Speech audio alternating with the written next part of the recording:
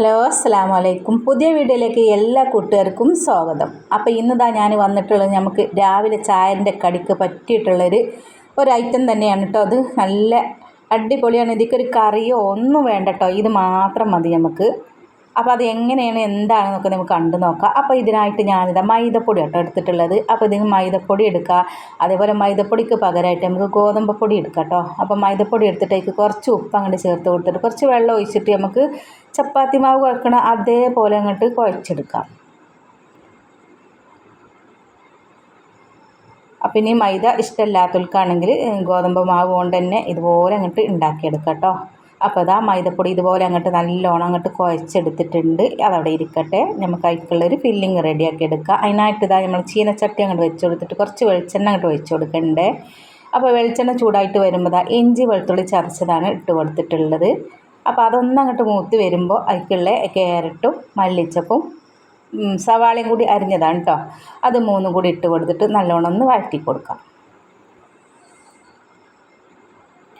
പിന്നെ അതിക്ക് പാകത്തിനുള്ള കുറച്ച് ഉപ്പ് ഇട്ട് കൊടുത്തിട്ട് നമുക്കതൊന്ന് വഴറ്റിയെടുക്കുക. അതിനുശേഷം ഒരു തക്കാളിൻ്റെ പകുതിയാണ് ഇട്ട് കൊടുക്കുന്നത്. കൂടുതലൊന്നുമല്ല, വലിയൊരു തക്കാളിയാണ്. അപ്പോൾ അതിൻ്റെ ഒരു പകുതി എടുത്തിട്ടുണ്ട്.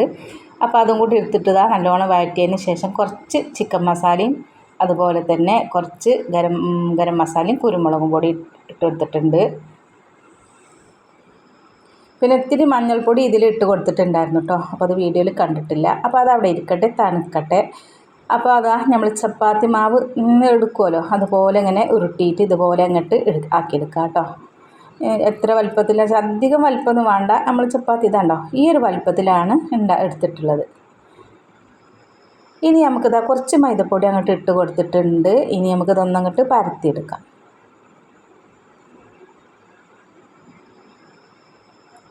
അപ്പോൾ നമുക്ക് ഇത് നല്ലോണം ഷേപ്പായി കിട്ടുമൊന്നുമില്ലല്ലോ നമ്മളിങ്ങനെ ചപ്പാത്തി ഉണ്ടാക്കിയെടുക്കുമ്പോൾ അല്ലേ. അപ്പോൾ ഷേപ്പായി കിട്ടാൻ വേണ്ടിയിട്ട് ഞാൻ ഒരു പാത്രമൊക്കെ വെച്ചിട്ടാണ് ഇതൊന്ന് ഷേപ്പാക്കി എടുക്കുന്നത്. ഇതുപോലെ അങ്ങോട്ട് ആദ്യം പരത്തിയെടുത്തിട്ടുണ്ട്.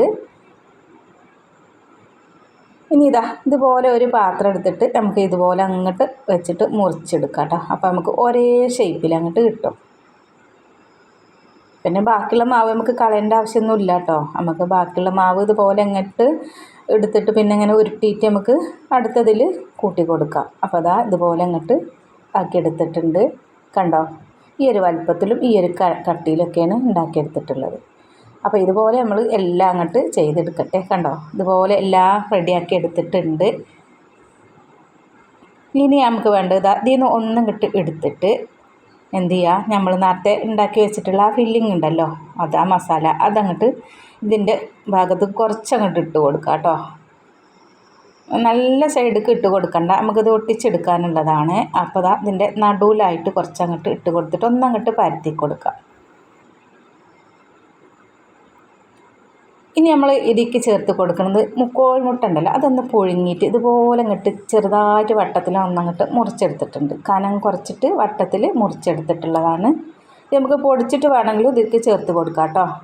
ഇനി നമുക്ക് വേറൊരു ചപ്പാത്തിയും കൂടി എടുത്തിട്ട് ഇതുപോലെ ഇതിൻ്റെ മേലെ ഇതിങ്ങനെ വെച്ച് കൊടുത്തിട്ട് ഇതുപോലെ അങ്ങോട്ട് ഒട്ടിച്ചെടുക്കാം. അപ്പോൾ പശയൊന്നും വേണ്ട കേട്ടോ. ഇത് ഒട്ടിച്ചെടുക്കാനും മൈദമാവ് കൊണ്ട് പശ ഉണ്ടാക്കിയെടുക്കുകയൊന്നും വേണ്ട. ഇതുപോലെ നമ്മൾ കൈ വെച്ചിട്ട് നല്ലോണം ഒന്നങ്ങോട്ട് അമർത്തി കൊടുത്താൽ തന്നെ ഇത് ഒട്ടിക്കിട്ടും.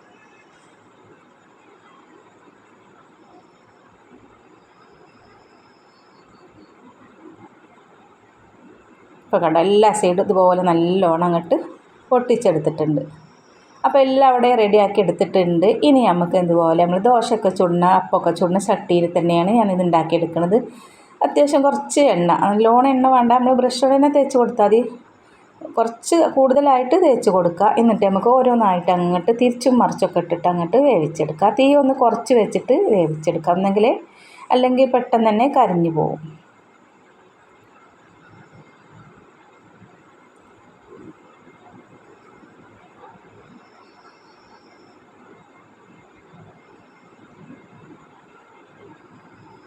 അപ്പോൾ അങ്ങനെ ആദ്യത്തേത് ഇവിടെ ആയിട്ടുണ്ട് കണ്ടോ. ഇനി നമുക്ക് ബാക്കിയുള്ളത് ഇതുപോലെ അങ്ങോട്ട് ചെയ്യാം കേട്ടോ.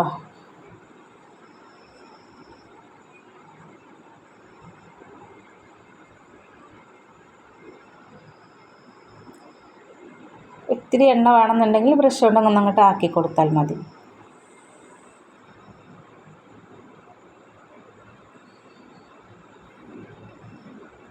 അങ്ങനെ ഇതാ നമ്മൾ എല്ലാം അതിവിടെ ഇങ്ങനെ ചുട്ടെടുത്തിട്ടുണ്ട് കേട്ടോ. കണ്ടോ, നല്ല ഇതിൻ്റെ ഉള്ളിൽ നല്ല ഫില്ലിങ്, നല്ല ടേസ്റ്റുള്ള ഫില്ലിങ് തന്നെ ആയിരിക്കും കേട്ടോ. വീഡിയോ കണ്ടാൽ ഇഷ്ടമായ ലൈക്ക് ചെയ്യുക, ഷെയർ ചെയ്യുക, സബ്സ്ക്രൈബ്.